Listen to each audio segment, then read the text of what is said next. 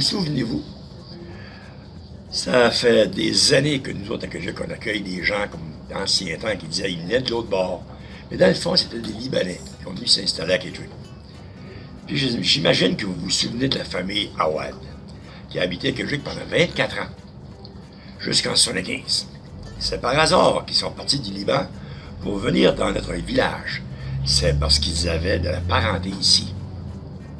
La sœur aînée d'Antoine, Mariana, et son mari Charles Isbeck étaient venus à leur retraite à la fin des années 40 s'installer ici, à Kedgewick. Alors, ils y résidaient depuis assez longtemps. Puis la sœur de Mme Isbeck, c'était la sœur Antoine Awad. Puis Cécile était aussi l'épouse d'Antoine Farah. Alors, il y avait un lien de parenté. En 1950, Charles Isbeck a atteint un cancer incurable. On lui donne pendant seulement 2 ans à vivre. Alors, les Isbeck, n'ayant pas d'enfants, étant comme mal pris, son épouse Mariana décide de rester seule au Canada. Mais après le décès de son mari, elle trouve ça dur. Alors, elle fait venir son frère du Liban, Antoine, qui vienne les aider à se retourner dans son pays. C'était ça l'idée, dans le fond, qu'ils viennent y aider pour retourner chez elle, au Liban. Alors, son frère, Antoine, qui est désigné pour venir au Canada, parlant très peu, puis pratiquement pas du tout l'anglais, ni le français ni l'anglais, il s'est fait accompagner par son épouse Janine, qui, elle, s'exprimait convenablement en français, puisqu'elle avait étudié dans un lycée en français à Beyrouth. C'était quand même quelque chose. Après 3 jours de voyage, Antoine et Janine, Awad et leur fils Robert, âgés de 2 ans et demi, sont arrivés à Kedgewick en pleine tempête de neige.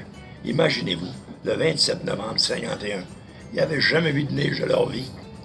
Ce fut un voyage très éprouvant pour Mme Awad, qui n'est pas habituée aux rigueurs de nos hivers et qui est quand même enceinte de 5 mois à son arrivée. Leur fille, Marguerite, est née le 3 mars 1952. Charles Isbeck décède plus tard le même mois.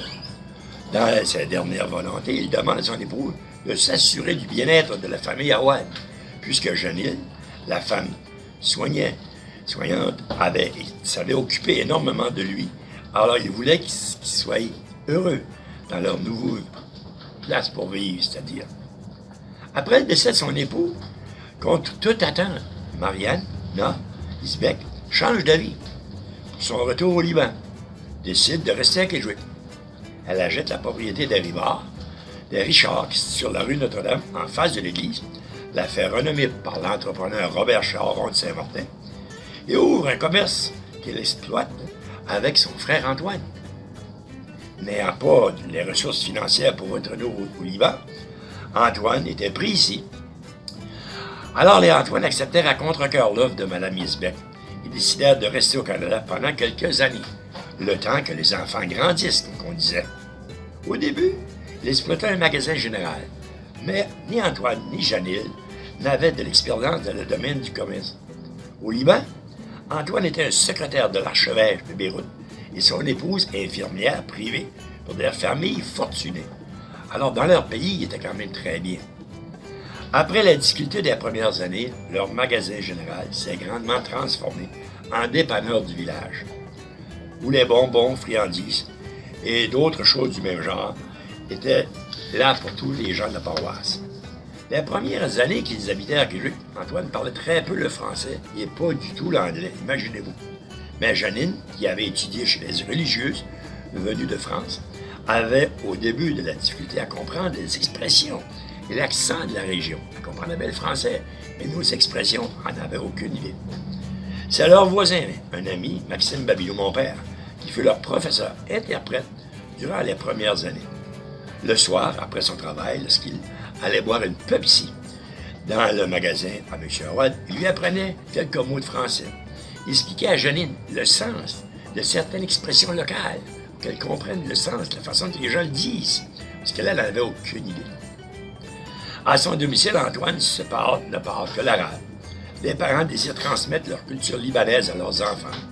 Ils cuisinent des mets libanais et doivent importer de Montréal les aliments, épices et ainsi de suite qu'on ne trouve pas dans la région. Janine était toujours fière de faire découvrir de ses recettes à des nouvelles amies de Kedgewick, comme ses voisins. Mais il n'est pas toujours facile pour une femme d'immigrant. de faire place dans une région plutôt rurale, homogène, dans le contexte des années 1950. La famille d'Antoine Awad tissu de même des liens rapides avec plusieurs familles quand même du village. Pour garder un lien avec son pays d'origine, M. Awad avait installé dans son magasin une radio en ondes courtes qui diffusait des nouvelles et de la musique en arabe et le soir le chapelet à 7 heures en arabe. On se souvient de M. et Mme Awad comme des gens très religieux, particulièrement Antoine, qui va à l'église presque quotidiennement et qui se porte souvent volontaire pour servir la messe si les enfants de cœur sont absents. Pendant que ses parents sont à l'église, c'est Robert qui s'occupe du commerce. Il ouvre 7 jours sur 7. De plus, il n'est pas rare que le soir, les gens viennent frapper à la porte de M. Awad.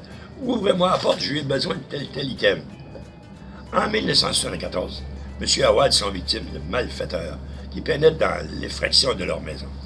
En plus de les cambrioler, ils brutalisent leur cause de graves blessures, particulièrement à Mme Awad, Janine, qui sera hospitalisée à Carmonton pendant 1 mois.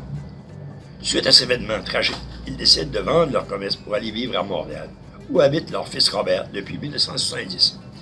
Ils ont quitté Kedgwick en 1975. Antoine décède en janvier 1998 à l'aube de ses 93 ans, tandis que Janine décède en 2007 à l'âge de ses 90 ans.